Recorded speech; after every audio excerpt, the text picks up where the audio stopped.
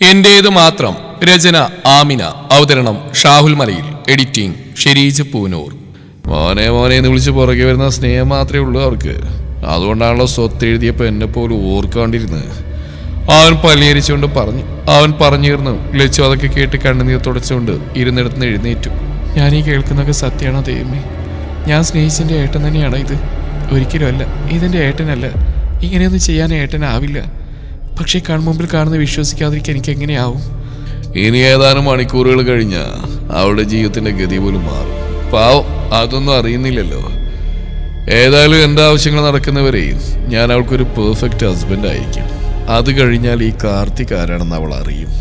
അവൻ ലച്ചുവിനോർത്ത് പല്ലിയരിച്ച് പറഞ്ഞു. ഗംഗ അത് കേട്ട് ചിരിച്ചുകൊണ്ട് ഗ്ലാസ്സിലേക്ക് മദ്യം പകർന്നവന് കൊടുത്തു. ഇത്രയും പുറത്തുനിന്ന് കേട്ട ലച്ചു കൺമുമ്പിൽ കാണുന്നതും കേൾക്കുന്നതും വിശ്വസിക്കാനാവാതെ അവൻ നൽകിയ വഞ്ചനയിൽ തളർന്നു നിൽക്കുകയായിരുന്നു. പെട്ടെന്ന് അവളുടെ കയ്യിലെ ഫോൺ റിംഗ് ആയതും അവളുടെ ഹൃദയം നിലച്ച പോലെ തോന്നി അവൾക്ക്. അവിടെ ആരും ഉണ്ട് കാർത്തി? ഗംഗ കാർത്തിയുടെ തോളിൽ കൈയമർത്തിക്കൊണ്ട് പറഞ്ഞു. വാതിലിന് പുറത്തുനിന്ന് കേൾക്കുന്ന ഫോൺ റിംഗിൽ കുരുങ്ങിക്കിടക്കുകയായിരുന്നു ഒരു നിമിഷം അവന്റെ മനസ്സ്. ലയിച്ചു എന്ത് ചെയ്യണമെന്നറിയാതെ ഒരു നിമിഷം പതറി നിന്നു. പെട്ടെന്ന് കിട്ടിയ ധൈര്യത്തിൽ അവൾ അവിടുന്ന് പുറത്തേക്ക് ഇറങ്ങാൻ വേണ്ടി ഓടി. നിറഞ്ഞ കണ്ണുകൾ കാരണം ഒന്നും വ്യക്തമാവുന്നുണ്ടായിരുന്നില്ല അവൾക്ക്. മനസ്സിലേറ്റ മുറിവിന്റെ വേദന കൂടിയായപ്പോൾ അവൾ ലക്ഷ്യമില്ലാതെ ഉള്ളിൽ ഓരോന്ന് ചിന്തിച്ചുകൊണ്ട് പുറത്തേക്ക് ഓടി. കാർത്തിക് ഇരുന്ന ഇരിപ്പിൽ നിന്ന് ചാടി എഴുന്നേറ്റ് പുറത്തേക്ക് ഓടി. ജീവനും കൊണ്ട് രക്ഷപ്പെടാൻ നോക്കുന്ന ലച്ചുവിനെ കണ്ടതും അവന്റെ ഉള്ളിലെ പക ആളിക്കത്തി. ഒരു നിമിഷം ഉന്നമിട്ട പക്ഷിയെ പിടിക്കാൻ പോകുന്ന വേട്ടക്കാരന്റെ സന്തോഷമായിരുന്നു അവനിൽ. നീ പൊക്കോ, ഇതാവളാ ലച്ചു. എല്ലാം കേട്ടിട്ടുണ്ട്. ഇനി വെച്ച് താമസിപ്പിച്ച എല്ലാം വെറുതെ ആവും. നീ ഇനി ഇവിടെ നിൽക്കണ്ട, ഞാൻ വിളിക്കുമ്പോൾ വന്നാൽ മതി. ഗംഗയോട് പറഞ്ഞുകൊണ്ട് കാർത്തി ലച്ചുവിന് പുറകെ ഓടി. തന്റെ പുറകെ വരുന്ന കാർത്തിയെ കണ്ടതും അവളിൽ ഭയം ഉടലെടുത്തു. പുറകെ വരുന്ന കാർത്തിയെ നോക്കിയതും പെട്ടെന്ന് വാതിൽ തട്ടി ലച്ചു താഴേക്ക് വീണ് ഒന്നിച്ചായിരുന്നു. ലച്ചു വീണ്ടെടുത്ത് എഴുന്നേറ്റ് ഓടാൻ ആഞ്ഞതും കയ്യിൽ കാർത്തിയുടെ പിടി വീണിരുന്നു. അത് കണ്ടത് അവൾ ഞെട്ടി. എന്നെ വീട്ടുകാരാ പറഞ്ഞ്. ഞാൻ കേട്ടു, നിങ്ങൾ പറഞ്ഞല്ല. നിങ്ങൾ ഇങ്ങനൊരു മനുഷ്യനാണ് ഞാൻ കരുതിയില്ല ഏട്ടാ. എന്നെ ഇങ്ങനെ ചതിക്കാൻ നിങ്ങൾക്ക് എങ്ങനെ തോന്നി? ഞാൻ പോവാ. എല്ലാം ഇപ്പൊ തന്നെ ഞാൻ വീട്ടുകാരെ അറിയിക്കും. എന്നെ സ്നേഹം നടിച്ച് ചതിച്ച് എന്നെ വിവാഹം കഴിക്കുന്ന ഏട്ടൻ കരുതണ്ട. നിങ്ങൾ ഇത്രയും വൃത്തിയായിട്ട ആളാണെന്ന് ഞാൻ വിചാരിച്ചില്ല. ലച്ചു പറഞ്ഞതും അവൻ പുച്ഛത്തോടെ അവൾ നോക്കി ചിരിച്ചു. നീ അറിയാത്ത പലതും ഉണ്ട് ലച്ചു. അതൊക്കെ അറിഞ്ഞിട്ട് നീ ഇവിടെ നിന്ന് പോയാൽ മതി. എന്തായാലും എന്നെ കാണാൻ ഈ രാത്രിയോടെ വന്നവളല്ലേ നീ. എല്ലാം നീ അറിഞ്ഞ സ്ഥിതിക്ക് ഞാനിനി പ്രത്യേകിച്ച് പറഞ്ഞു തരണ്ടല്ലോ. നീ കൂടി സഹകരിച്ചാൽ നിനക്ക് വലിയ കോട്ടൊന്നും തട്ടാതെ തിരിച്ചു പോവാം. ഇല്ലെങ്കിൽ അവൻ വശ്യമായി ചിരിച്ചുകൊണ്ട് അവളുടെ അടുത്തേക്ക് വന്നു. ലച്ചു അവൻ പറഞ്ഞ വാക്കുകൾ കേട്ട് ദേഷ്യത്തിൽ അവന്റെ കവിളിൽ ആഞ്ഞടിച്ചു. എടീ! ദേഷ്യത്തിൽ വിളിച്ചുകൊണ്ട് അവൻ അവളുടെ കവിളിൽ ആഞ്ഞടിച്ചുകൊണ്ട് കഴുത്തിൽ കുത്തിപ്പിടിച്ചു. വേദനയിൽ അവൾ പിടഞ്ഞു. അവൾ കരഞ്ഞുകൊണ്ട് പറഞ്ഞു. ഞാൻ ഏട്ടനെ സ്നേഹിച്ചു എന്നുള്ള സത്യം. ഈ നിമിഷം വരെ ആത്മാർത്ഥത എന്നെ സ്നേഹിച്ചു. എന്നിട്ട് എന്നെ ചതിച്ചിട്ട് എന്റെ ശരീരം സ്വന്താക്കാൻ നിങ്ങൾ കരുതണ്ട. ഞാൻ മരിച്ചാലും സ്വന്താക്കാന്ന് കരുതണ്ട. ഏട്ടന്റെ യഥാർത്ഥ മുഖം എനിക്ക് മുന്നിൽ കാട്ടാൻ വേണ്ടി ഞാൻ വിളിക്കുന്ന ദൈവം എന്നെ ഇവിടെ എത്തിച്ച നിങ്ങളുടെ സ്വഭാവം ഞാൻ എല്ലാവരോടും പറയും. അവൾ ദേഷ്യത്തിൽ കരഞ്ഞുകൊണ്ട് പറഞ്ഞു. എല്ലാം അറിഞ്ഞിട്ട് എന്നെ തള്ളിയിട്ട് നീ ഇവിടുന്ന് പോകുന്ന എനിക്കൊന്ന് കാണണം. കാർത്തിക് അതും പറഞ്ഞ് അവളെ പൊക്കിയെടുത്ത് തോളിലിട്ടു. പെട്ടെന്നായതും ലച്ചു പേടിച്ച് അവന്റെ ദേഹത്ത് അടിക്കാനും ഉപദ്രവിക്കാനൊക്കെ നോക്കി. എങ്കിലും അതൊന്നും വകവെക്കാതെ അവൻ അവളെയും കൊണ്ട് റൂം ലക്ഷ്യമാക്കി നടന്നു. ലച്ചു ഇനി എന്ത് ചെയ്യുമെന്നറിയാതെ രക്ഷപ്പെടാൻ ശ്രമിച്ചുകൊണ്ടിരുന്നു. റൂമിലെത്തിയതും ഡോർ പൂട്ടി അവൻ അവളെ ബെഡിൽ കൊണ്ടിട്ടു. ലച്ചു പേടിച്ച് ബാക്കിലേക്ക് നീങ്ങി. അവൻ അവൾ നോക്കി ചിരിച്ചുകൊണ്ട് മദ്യം വായിലേക്ക് അമഴ്ത്തി. എന്നെ ഒന്നും ചെയ്യരുത് പ്ലീസ്. അവന്റെ നോട്ടം അവളുടെ ദേഹത്തിൽ ചുഴിഞ്ഞു നോക്കുന്നുണ്ട്. നിർവാഹമില്ലാതെ അവൾ കൈകൂപ്പിക്കൊണ്ട് പറഞ്ഞു. ഇതുപോലൊരു ദിവസം നീ ഇങ്ങനെ എന്റെ മുമ്പിൽ യാചിക്കുന്ന ഒരു ദിവസം കാണാൻ കൊതിച്ചവനാടി ഞാൻ. അത് ഇത്രയും പെട്ടെന്ന് നീയായിട്ട് സാധിച്ചിരുന്നു ഞാൻ കരുതിയില്ല. നീ കൂടി മനസ്സ് വെച്ചാ എല്ലാം പെട്ടെന്ന് കഴിയും. ഇല്ലെങ്കിൽ അവൻ ചിരിച്ചു. കാർത്തി ഒന്ന് ആഗ്രഹിച്ചിട്ടുണ്ടെങ്കിൽ, നോട്ടമിട്ടിട്ടുണ്ടെങ്കിൽ അത് സ്വന്തമാക്കിയിട്ടേ പിന്നെ പിന്മാറുള്ളൂ. നീ കേട്ടതും കണ്ടതൊക്കെ സത്യം തന്നെയാടി. നീ ഇതുവരെയും കണ്ട കാർത്തികിന്റെ യഥാർത്ഥ സ്വഭാവം ഇത് തന്നെയാ. നിന്റെ മുന്നിൽ നീ ഒരുത്തിയുടെ മുമ്പിൽ മാത്രം ഞാൻ ഇത്രയോ അഭിനയിച്ചും ക്ഷമയോടെ നിന്നിട്ടുള്ളൂ. അത് നീ കേട്ട പോലെ നിന്റെ ശരീരം മാത്രം ലക്ഷ്യമിട്ട് തന്നെയാ. അത് മനസ്സിലാക്കാൻ നിനക്ക് കഴിയാതെ പോയ സ്ഥലത്ത് ഞാൻ വിജയിച്ചു. അവൻ പൊട്ടിച്ചിരിച്ച് പറഞ്ഞു കേട്ട് ലച്ചു അത് കേട്ട് വാപുത്തി സഹിക്കാനാവാതെ കരഞ്ഞു. എന്തിനായിരുന്നു നിങ്ങളിനോട് ഈ ചതി കാണിച്ച്? അതിന് മാത്രം എന്ത് തെറ്റാ ഞാൻ ഏട്ടനോട് ചെയ്ത്? പറയും, എനിക്കറിയണം. അവന്റെ കോളിൽ പിടിച്ചുകൊണ്ട് അവൾ അലറി. വീട് എന്റെ ദേഹത്തുനിന്ന് ചതി അത് കാണിച്ച ഞാനല്ല, നിന്റെ തന്തയാ. അത് എന്നോട് ദേഷ്യം മാത്രം നിറഞ്ഞ എന്റെ മനസ്സിൽ വാശിയും പകയും നിറയാൻ കാരണം അയാളാ. സ്വത്ത് വീതിച്ചപ്പോ എന്നെ പറ്റി അയാളൊന്ന് ആലോചിച്ചു, എന്റെ വീട്ടുകാരെ പറ്റി ആലോചിച്ചു. ആ വാശി തന്നെയാടി നിന്നെ അന്ന് കണ്ടപ്പോ നിന്റെ ഉള്ള വെറും കാമമായി മാറിയത്. ഇതുവരെയും സംഭവിച്ച ഞങ്ങളുടെ വെറും അഭിനയം മാത്രമായിരുന്നു. ഞാൻ ഒറ്റക്കല്ല, എന്റെ അമ്മയും അച്ഛനും എനിക്കൊപ്പം ഉണ്ട്. കാർത്തി പറഞ്ഞു. അവൾ വിശ്വസിക്കാനാവാതെ അവനെ നോക്കി. അതേടി, ഇവിടം വരെയും കൊണ്ട് എത്തിക്കാൻ എനിക്കൊപ്പം നിന്ന് അവര് തന്നെയാ. ഇനി നീയൊക്കെ അറിയാൻ കിടക്കുന്നേ ഉള്ളൂ. ഞങ്ങളൊക്കെ നിങ്ങളെ സ്നേഹിച്ചിട്ടും വിശ്വസിച്ചിട്ടല്ലേ ഉള്ളൂ. എന്നിട്ട് ഇങ്ങനെ കുണിച്ചത് ഞങ്ങളോട് ചെയ്യാൻ നിങ്ങൾക്ക് എങ്ങനെ തോന്നി? അത് നിന്റെ തന്തയില്ലേ, തന്ത, അയാളോട് പോയി ചോദിച്ചു നോക്ക്. എല്ലാത്തിനും കാരണം നീയാ. നീ ഒറ്റൊരുത്തി. നീ അറിയാത്ത ചില സത്യങ്ങൾ അവർക്കും ഞങ്ങൾക്കും അറിയാം. എല്ലാം അറിയുമ്പോൾ നീ അവർ വെറുക്കും. എല്ലാം വിട്ട് നീ പോവും. അതൊക്കെ നിന്റെ അച്ഛൻ്റെ വായിൽ നിന്ന് നീ കേൾക്കേണ്ട സത്യമാ. ഇതൊന്നും ഞാൻ വിശ്വസിക്കില്ല. നിങ്ങളെന്നെ വിശ്വസിച്ച പോലെ ഓരോന്ന് പറഞ്ഞ് എൻ്റെ മനസ്സിൽ കുത്തിക്കയറ്റാന്ന് കരുതണ്ട. എനിക്കറിയാം എൻ്റെ അച്ഛനെയും അമ്മയും അവരെ പറ്റി ഒരു അക്ഷരം മിണ്ടിപ്പോകരുത്. അന്ന് മുതൽ ഇന്നുവരെയും ചേർത്ത് നിർത്തി ഏട്ടനെ സ്നേഹിച്ചിട്ടേ ഉള്ളൂ. എൻ്റെ അച്ഛനും അമ്മയും അവരോട് നിങ്ങൾ കാണിക്കുന്ന ഈ ചതിക്ക് ദൈവം ശിക്ഷ എന്നിരിക്കും. നോയിക്കോ, മാറ്, എനിക്ക് പോണം. അവന് തള്ളി മാറ്റിക്കൊണ്ട് അവൾ പറഞ്ഞു. അവനവളുടെ കയ്യിൽ പിടിച്ച് വലിച്ച് അവനിലേക്ക് അടുപ്പിച്ചു. അങ്ങനെ അങ്ങ് പോയാലെങ്ങനെയാ? എൻ്റെ ആവശ്യമൊന്നും കഴിഞ്ഞിട്ടില്ല. പിന്നെ എങ്ങനെ നിന്നെ അങ്ങ് വിടാനാ? അവൻ പറഞ്ഞ അവൾ ഞെട്ടി. ഉള്ളിലെ ഭയം മറച്ചുകൊണ്ട് അവൾ അവന്റെ കയ്യിൽ നിന്ന് കുതിരെങ്കിലും യാതൊരു ഫലവും ഉണ്ടായില്ല. അവന്റെ കൈക്കരുത്തിന് മുമ്പിൽ പിടിച്ചേൽക്കാൻ അവൾക്കായില്ല. എന്നെ വീട്ടാനാ പറഞ്ഞേ, ലേച്ചു കരഞ്ഞുകൊണ്ട് പറഞ്ഞിട്ടും യാതൊരു ദയ അവനിൽ ഉണ്ടായില്ല. രക്ഷപ്പെടാൻ അവൾ ശ്രമിച്ചുകൊണ്ടേയിരുന്നു. ഇടയിൽ കിട്ടിയ അവസരത്തിലൂടെ അവൾ രക്ഷപ്പെടാൻ നോക്കിയെങ്കിലും അതിനു മുന്നേ അവളുടെ വയറ്റിൽ കൈ ചുറ്റി പിടിച്ച് ബെഡിലേക്ക് ഇട്ടിരുന്നു. അവൻ ഷർട്ട് അഴിച്ചു മാറ്റി അവൻ അവളുടെ അടുത്തേക്ക് വന്നു. അവൾ പേടി കൊണ്ട് വിറച്ചു. നിന്റെ ഈ ഒരു സ്വഭാവം തന്നെ എന്നെ ആകർഷിക്കുന്നത്. ആർക്കു മുന്നിലും കാണിക്കാത്ത നിന്റെ ഈ ശരീരം, അതാദ്യമായിട്ട് അറിയേണ്ട ഞാൻ തന്നെയാ. അവനവളുടെ മുഖത്തേക്ക് മുഖം അടുപ്പിച്ചുകൊണ്ട് പറഞ്ഞു. മദ്യത്തിന്റെ സ്മെൽ കാരണം അവൾ മുഖം തിരിച്ചുകൊണ്ട് അവനെ തള്ളി മാറ്റി ഓടാൻ പോയതും അവന്റെ പിടി അവളുടെ ധാവണിയിൽ വീണു. നിമിഷ നേരം കൊണ്ട് തോളിൽ നിന്ന് വിട്ട് അവന്റെ കയ്യിലെത്തി. ലച്ചു കൈകൊണ്ട് ശരീരം മറച്ചു പിടിച്ചു. തോളിൽ നിന്ന് ഷോള് മാറിയതും അവളുടെ ശരീരം കണ്ടതും ആർത്തി മൂത്ത ചെന്നായെ പോലെ അവൻ അവിടെ അടുത്തേക്ക് അടുത്തു. അതുകൊണ്ട് അവൾ കയ്യിൽ കിട്ടിയ ഷാളിന്റെ തുമ്പുകൊണ്ട് ശരീരം മറച്ചു പിടിച്ചു. വേണ്ട, പ്ലീസ്, എന്നെ അത് ചെയ്യരുത്, പ്ലീസ്, അവൾ അതിന് മുമ്പിൽ കൈകൂപ്പി കേണുകൊണ്ട് പറഞ്ഞു. അതൊക്കെ അവനുള്ളിൽ വല്ലാത്തൊരു ഹരം നിറച്ചു. ലച്ചു കരഞ്ഞുകൊണ്ട് ഇനിയൊരു വഴിയുമില്ലാതെ ഉള്ളിൽ ദൈവത്തെ വിളിച്ചു. കാർത്തികളുടെ അടുത്തെത്തിയതും ലച്ചു എവിടുന്നോ കിട്ടിയ ധൈര്യത്തിൽ അവന്റെ കാലിൽ പിടിച്ചു വലിച്ചതും അവൻ ബാലൻസ് ഇട്ട് ആ തറയിലേക്ക് വീണു.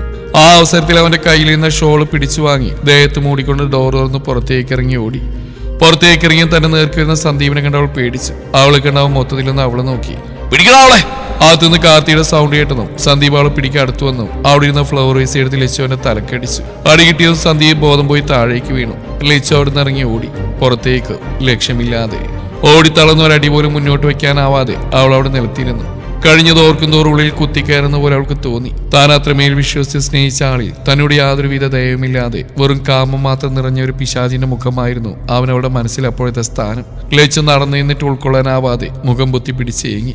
കാർത്തിയേട്ടാ, നിങ്ങൾ തകർത്ത എന്റെ മനസ്സിനെയും ശരീരത്തിനെയും ഒന്നിച്ച. ഇത്രയും ക്രൂരത നിങ്ങളിൽ ഞാൻ പ്രതീക്ഷിച്ചില്ല. ജീവനെ പോലെ കണ്ട് ഞാൻ നിങ്ങളെ വിശ്വസിച്ചു പോയി. എന്റെ വിശ്വാസത്തിന് മേലാ നിങ്ങൾ ചവിട്ടിയരച്ച് യാതൊരു വിലയും തരാതെ. ലച്ചു മനസ്സുകൊണ്ട് ഒരുപാട് ആഗ്രഹിച്ച ജീവിതം ഇന്നിവിടെ വെച്ച് അവസാനിച്ചു. ഇനി ഒരു പുരുഷന്റെ ജീവിതത്തിൽ ഉണ്ടാവില്ല. വെറും വേസ്റ്റായിരുന്നു എന്റെ ജീവിതം. ഒന്നും അറിയാതെ ഞാനൊരു പൊട്ടിയായി ജീവിച്ചു. അല്ല, പലവട്ടം സത്യം അറിഞ്ഞിട്ടും വിശ്വസിക്കാൻ തയ്യാറായില്ല ഞാൻ. ഇങ്ങനെ ഒരു തുറന്നുകാട്ടിലാവും എനിക്ക് മുന്നിലേക്ക് വരുന്നതെന്ന് ഞാൻ അറിഞ്ഞില്ല. ലച്ചു സഹിക്കാനാവാതെ പൊട്ടിക്കരഞ്ഞു പോയി. രാത്രി നല്ലോണം ഇരുട്ടിയിട്ടുണ്ട്. പക്ഷെ അവൾക്ക് പേടി തോന്നിയില്ല. കരഞ്ഞു വീർത്ത കണ്ണു തുടച്ചുകൊണ്ട് അവൾ എവിടേക്കെന്നില്ലാതെ നടന്നു. വീട്ടിലേക്ക് പോവാനാവില്ല. അതോടെ ഉള്ള ജീവൻ കൂടി ഇല്ലാണ്ടാവും. ആ വഴി ഉപേക്ഷിച്ച് അവൾ റോഡിലൂടെ നടന്നു. ശരീരത്തിന് വല്ലാത്ത തളർച്ച തോന്നിയത് വകവെക്കാതെ അവൾ മുന്നോട്ട് നടന്നു. ബോധമറ്റ് റോഡിലേക്ക് വീഴുന്നു. തന്റെ നേർക്കൊരു വാഹനം വരുന്നോ മാത്രം അവൾ നേരിയൊരു കാഴ്ചയിൽ അറിഞ്ഞു. ഇതാവും ദൈവം തീരുമാനിച്ച തന്റെ വിധി. മനസ്സിലെ മുറവിളികൾക്കിടയിൽ അവൾ സ്വയം ആലോചിച്ചുകൊണ്ട് കണ്ണടച്ചു. പിന്നീട് കണ്ണു തുറക്കുമ്പോൾ ഹോസ്പിറ്റലിലാണ്. ലച്ചു പറഞ്ഞു നിർത്തി ആനന്ദിനെ നോക്കിയതും അവന്റെ കണ്ണ് നിറഞ്ഞ് ചുവന്ന് കിടക്കുന്നുണ്ട്. അല്പനേരം മൗനമായിരുന്ന രണ്ടുപേർക്കും ഇടയിൽ ഒരു ദീർഘശ്വാസം എടുത്തുകൊണ്ട് അവൻ പറഞ്ഞു, അവൻ മരിക്കണം. മരണം തന്നെയാണ് അവനുള്ള ശിക്ഷ. അവന്റെ മുഖത്തെ ദൃഢത അവളിലൊരു പുഞ്ചിരി തെളിയിച്ചു. എല്ലാം എന്റെ ഭാഗത്തുള്ള തെറ്റായിരുന്നു ഏട്ടാ. പലവട്ടം എന്നെ പലരും അറിയിക്കാൻ ശ്രമിച്ചിട്ടും ഞാനത് വിശ്വസിച്ചില്ല. അത് തന്നെയായിരുന്നു എന്റെ തെറ്റ്. എനിക്ക് 18 വയസ്സ് കഴിഞ്ഞപ്പോൾ തന്നെ അച്ഛൻ എല്ലാ സ്വത്തും എൻ്റെ പേരിലേക്ക് മാറ്റി എഴുതി. അന്ന് അവരൊക്കെ ഞങ്ങളുടെ കൂടെ സന്തോഷത്തോടെ തന്നെയായിരുന്നു നിന്നത്. എനിക്കൊപ്പം അവർ പറയുന്ന പോലെ അച്ഛൻ ഏട്ടനെ മറന്നിട്ടുമില്ല. എനിക്ക് മുന്നേ അച്ഛൻ്റെ മകൻ ഏട്ടനായിരുന്നു. സ്വന്തം മോനായിട്ടേ കണ്ടിട്ടുള്ളൂ. എൻ്റെ പേരിലേക്ക് മാറ്റി എഴുതിയ പോലെ കുറച്ച് ഏട്ടൻ്റെ പേരിലേക്ക് എഴുതാൻ അച്ഛൻ മാറ്റി വെച്ചിട്ടുണ്ടായിരുന്നു. എല്ലാ പിണക്കം അവസാനിച്ച് എന്നെ സ്നേഹിച്ചു തുടങ്ങുമ്പോൾ ഞങ്ങളുടെ വിവാഹത്തിന് സമ്മാനമായിട്ട് അത് ഏട്ടൻ കൊടുക്കാനായിരുന്നു അച്ഛൻ ആഗ്രഹിച്ച്. അതിൻ്റെ എല്ലാം ഓക്കെ ആയതാണ്. അതൊക്കെ അവരിൽ നിന്ന് മറിച്ച് അവർക്ക് സന്തോഷമായിക്കോട്ടെ എന്ന് കരുതിയ. ഇപ്പോൾ തോന്നുന്നു അതെന്തുകൊണ്ട് നന്നായി എന്ന്. ഇനി അതിൽ നിന്നൊരംശം പോലും അയാൾക്ക് കിട്ടില്ല. ഭൂമിക്ക് പോലും ഭാരാണ് അയാൾ. ലച്ചു നിറഞ്ഞ കണ്ണു തുടച്ചുകൊണ്ട് പറഞ്ഞു. അത് കണ്ടതും ആനന്ദ് അവളുടെ അടുത്തേക്ക് ചേർന്നിരുന്ന് അവന്റെ കൈ കൊണ്ട് അവളെ തോളിൽ വലയം ചെയ്ത് പിടിച്ചു. അത് കണ്ടതും ലച്ചു ഞെട്ടി അവനെ നോക്കി. വല്ലാത്തൊരു സുരക്ഷിതത്വം അവനിൽ നിന്ന് കിട്ടുന്ന പോലെ അവൾക്ക് തോന്നി. നിന്റെ കൂടെ ഞാനുണ്ട്, എന്നും കൂട്ടായി ഞാനുണ്ടാവും. ഇനി ആർക്കും വേദനിപ്പിക്കാൻ ഞാൻ വിട്ടുകൊടുക്കില്ല നിന്നെ. ലച്ചു, എനിക്ക് നിന്നോടൊരു കാര്യം കൂടി പറയാനുണ്ട്. അത് ഈ അവസരത്തിൽ പറയാമെന്ന് എനിക്കറിയില്ല. എപ്പോഴൊക്കെയാ ഞാൻ അറിയാതെ തന്നെ നീ എന്റെ മനസ്സിൽ കയറിയതാ. അതൊരിക്കലും നിന്നോടുള്ള സഹതാപം കൊണ്ടൊന്നല്ല. അതിനൊക്കെ മുന്നേ നിന്നെ പറ്റി അറിയുന്നതിന് മുന്നേ ഞാൻ ഇഷ്ടപ്പെട്ട് തുടങ്ങിയിരുന്നു. അതൊരിക്കലും ഒരു പ്രണയാവെന്ന് ഞാൻ കരുതിയില്ല. ഏട്ടാ പ്ലീസ്. അവൾ ഇരുന്നിരിപ്പിൽ കൈ തട്ടി മാറ്റി എഴുന്നേറ്റുകൊണ്ട് പറഞ്ഞു.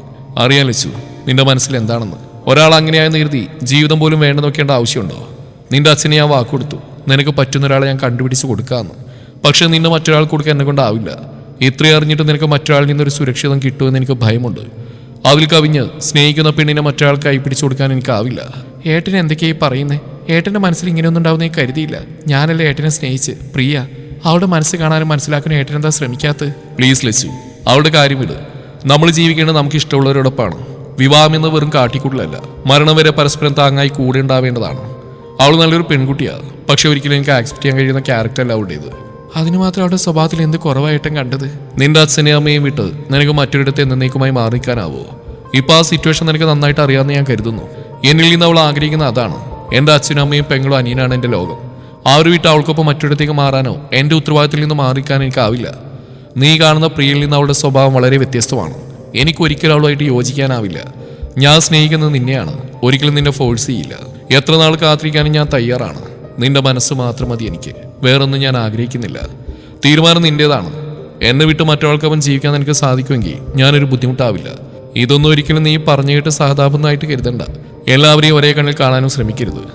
നിനക്കെന്നെ സ്നേഹിക്കാനായില്ലെങ്കിലും നിനക്ക് അന്ന വാക്ക് ഞാൻ പാലിക്കും. അവളുടെ കവിളിൽ തട്ടി അത് പറഞ്ഞുകൊണ്ട് അവൻ മെല്ലെ മുന്നിലേക്ക് നടന്നു. അവൾ എന്ത് ചെയ്യണമെന്നറിയാതെ അവന്റെ വാക്കുകളിൽ കുടുങ്ങിക്കിടക്കുകയായിരുന്നു. തിരികെ വീട്ടിലേക്ക് വരുമ്പോൾ ലച്ചു മൗനമായിരുന്നു. ആനന്ദ് അവളോട് കൂടുതൽ സംസാരിക്കാൻ നിന്നില്ല. വീട്ടിലെത്തി ലച്ചു നേരെ റൂമിലേക്ക് പോയി. അവളുടെ പോക്ക് കണ്ടതും അമ്മയും ആരെയും പിറകെ വന്ന ആനന്ദിനെ നോക്കി. അതുകൊണ്ട് തെളിച്ചമില്ലാത്തൊരു ചിരി അവൻ അവർക്ക് നൽകി. മനസ്സിലുള്ളത് ഞാൻ ഒറ്റ കൊണ്ടുവന്നിട്ട് എന്ത് ചെയ്യാനാ? അറിയേണ്ടവർ അറിയിക്കണ്ടേ? സമയം ഒത്തുവന്നപ്പോൾ പറഞ്ഞു. ഇനിയല്ല അവളുടെ തീരുമാനം.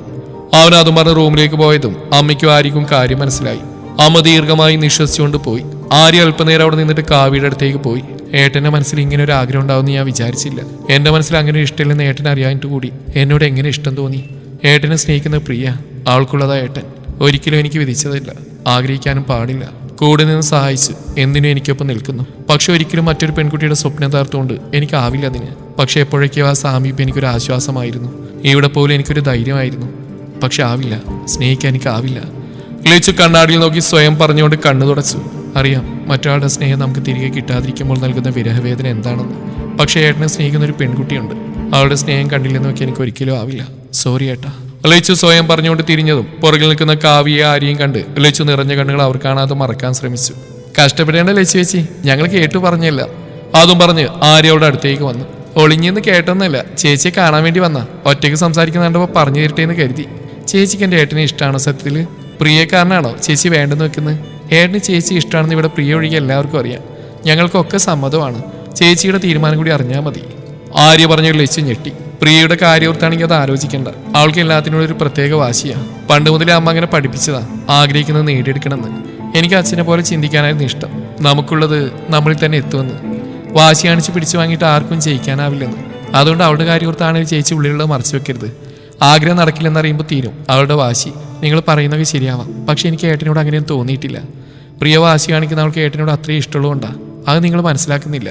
ഏട്ടനും അവളെ കൂടുതൽ അറിയാൻ ശ്രമിച്ചു നോക്ക്, അപ്പം അറിയാം. പിന്നെ നിങ്ങൾ പറഞ്ഞ പോലെ ഏട്ടൻ്റെ മനസ്സിൽ എന്നോട് തോന്നിയ പോലൊരു ഇഷ്ടം എനിക്ക് ഇതുവരെയും തോന്നിയിട്ടില്ല. പ്രിയ തന്നെ ഏട്ടന് മാച്ച്. ഇവിടെ എല്ലാവർക്കും ഏട്ടൻ്റെ മനസ്സിലുള്ളതിനെ പറ്റി അറിയുണ്ടാവുമെന്ന് എനിക്കറിയില്ലായിരുന്നു. പ്രിയയുടെ ആഗ്രഹവും സന്തോഷമൊക്കെ വേണ്ടെന്ന് വെച്ചിട്ടാ എവിടുന്നോ വന്ന് എന്നോട് നിങ്ങൾ സ്വന്തം സഹോദരിയുടെ സന്തോഷം എനിക്ക് നൽകാൻ ആഗ്രഹിക്കുന്നു. അത് മറക്കരുത്. ഞാൻ അവളെ കണ്ടിട്ട് വരാം. ലച്ചു അത് പറഞ്ഞു പോയതും ആര്യയും കാവ്യയും പരസ്പരം നോക്കി. ചേച്ചിയോട് പറയുന്നതും പറയാത്തും കണക്കാ. പ്രിയ ഓരോന്നും പറഞ്ഞ അവിടെ ഭാഗത്താക്കി വെച്ചിരിക്കുകയല്ലേ. നമ്മൾ ഓരോന്നും പറഞ്ഞിട്ട് കാര്യമില്ലല്ലോ. ദൈവം കൂടി മനസ്സ് വെക്കണ്ടേ?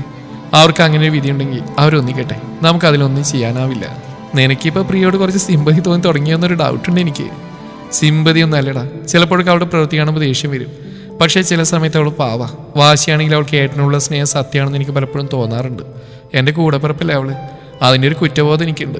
അവളുടെ കൂടെ നിൽക്കേണ്ടതിന് വരെ ചേച്ചി പറഞ്ഞ പോലെ അവളുടെ സന്തോഷം തട്ടിക്കളയാനല്ലേ ഞാനും നോക്കുന്നത്. എന്തൊക്കെയാണേലും കൊള്ളാം. എൻ്റെ വലിയേട്ടന് ഇഷ്ടമില്ലാത്തൊന്നും ഇവിടെ നടക്കില്ല. ആര് വിചാരിച്ചാലും നടക്കില്ല. അങ്ങനെ നടന്നാ അന്ന് ഞാൻ ഇവിടുന്ന് എങ്ങോട്ടേലും പോകും. വെറുതെ പറയുന്നല്ല. എടാ ഞാൻ അങ്ങനെയൊന്നും പറഞ്ഞല്ല. നീ ഇനി ഒന്നും പറയണ്ട. അതും പറഞ്ഞ് ആരും പിണങ്ങിപ്പോയതും കാവ്യയുടെ പിറകെ ഓരോന്ന് പറഞ്ഞു പോയി. ലാസ്റ്റ് അതും ഇതും പറഞ്ഞ് രണ്ടും തമ്മിൽ അടിയായി. അതുപോലെ തന്നെ ഒന്നാവുകയും ചെയ്തു.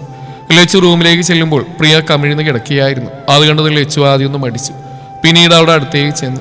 പ്രിയ ഏങ്ങി തലയിണയിൽ മുഖമമർത്തി കരയുന്ന കണ്ടതും ലച്ചു ഒന്ന് പകച്ചുകൊണ്ട് അവിടെ തോളിൽ തട്ടി. പ്രിയ പ്രിയ എന്തിനാ കരയുന്നത്? എണീറ്റ്. ലച്ചു തട്ടി വിളിച്ചവൻ പ്രിയ കൂടുതൽ ആഴത്തിൽ കരയാൻ തുടങ്ങി. അത് കണ്ടത് അവൾക്കും ടെൻഷനായി. പ്രിയ മോളെ എണീക്ക്, എന്തിനാ കരയുന്നെന്ന് പറയേ? ലച്ചു വീണ്ടും ചോദിച്ചവും പ്രിയ എഴുന്നേറ്റ് അവളെ കെട്ടിപ്പിടിച്ച് കരയാൻ തുടങ്ങി. അവളുടെ മുഖം കണ്ടതും ഒരുപാട് നേരം കൊണ്ട് കരയാൻ തുടങ്ങിയാണെന്ന് അവൾക്ക് മനസ്സിലായി. അത് കണ്ടതും ലച്ചു ഒന്നും മനസ്സിലാവാതെ അവളെ സമാധാനിപ്പിക്കാൻ ശ്രമിച്ചു. നിനക്ക് എന്താ പറ്റിയത്? എന്തിനെങ്ങനെ കരയുന്നത്? ലച്ചു, നന്ദുവിന് എന്നെ ഇഷ്ടമല്ല, നിന്നോട് അവനിഷ്ടം. പ്രിയ ഏങ്ങി അത് പറഞ്ഞതും അത് കേട്ട് ലച്ചു ഞെട്ടി. പ്രിയം അത് അറിഞ്ഞോ എന്നായിരുന്നു ലച്ചുവിൻ്റെ ഉള്ളിൽ. ഞാൻ കേട്ടാ താഴെ സംസാരിക്കുന്നു, അവന് നിന്നെയാ ഇഷ്ടമെന്ന്. ഞാൻ അവനെ സ്നേഹിച്ചിട്ട് പോലും എൻ്റെ സ്നേഹം അവനെ ഇവിടെയുള്ളവർക്ക് പോലും മനസ്സിലായിട്ടില്ല. നന്ദുവിനെ എനിക്ക് വേണം ലച്ചു, നീ അവനെ എന്നിൽ നിന്ന് തട്ടിയെടുക്കല്ലേ പ്ലീസ്. ഞാൻ നിന്റെ കാല് പിടിക്കാം. ഞാൻ ഈ കാണിക്കുന്ന മുഴുവൻ അവനോടുള്ള സ്നേഹം കൊണ്ടാ. അവന് നഷ്ടമാവാണ്ടിരിക്കാനാ. എൻ്റെ സ്നേഹം അവന് മനസ്സിലാവുന്നില്ല. ഞാനൊരു മനുഷ്യനല്ല ലച്ചു. ഞാൻ സ്നേഹിക്കുന്ന ആൾക്ക് മറ്റൊരു പെൺകുട്ടി ഇഷ്ടമാണെന്ന് ഞാൻ എങ്ങനെ സഹിക്കും? നീ ഇവിടേക്ക് വന്നില്ലായിരുന്നെങ്കിൽ സമയം എടുത്താലും അവൻ എന്നെ ആക്സെപ്റ്റ് ചെയ്തേനെ. ഇപ്പം അവൻ എന്നോട് സംസാരിക്കാൻ പോലും താല്പര്യമില്ല. ഞാൻ എന്ത് തെറ്റാ ചെയ്ത്? അവൻ്റെ കൂടെ ജീവിക്കാൻ ആഗ്രഹിച്ചോ അതോ സ്നേഹിച്ചതോ? പ്രിയ കരഞ്ഞുകൊണ്ട് പറയുന്ന കേട്ടവും താനാണ് അവിടെ വിഷമത്തിന് കാരണമെന്ന് മനസ്സിലായതും ലച്ചുവിന് അതിൽ വിഷമം തോന്നി. ഒപ്പം ആനന്ദിനോട് ദേഷ്യവും. തുടരും ഈ കഥയുടെ ബാക്കി ഭാഗം നാളെ ഇതേ സമയം.